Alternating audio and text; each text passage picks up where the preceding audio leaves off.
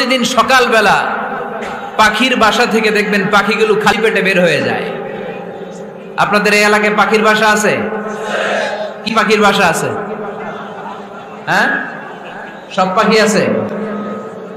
তো সকালবেলা দেখবেন পাখির বাসা থেকে পাখিগুলো খালি পেটে বের হয়ে যায়।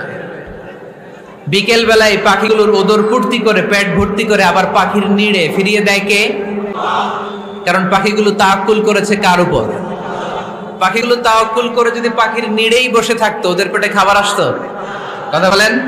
বিশ্বনবী এটাই বললেন, তাকদু খিমাসান ওয়া তারুহু বিতানান।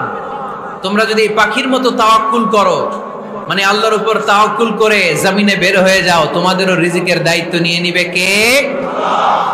সকালবেলা প্রতিটা পাখি না খেয়ে বের হয়ে যায়। একটা পাখির পেটের ভেতরে কোনো দানা পানি নাই, কিন্তু আল্লাহর উপর তাওয়াক্কুল করে পাখিগুলো যখন বের হয়ে যায় বিকেল বেলা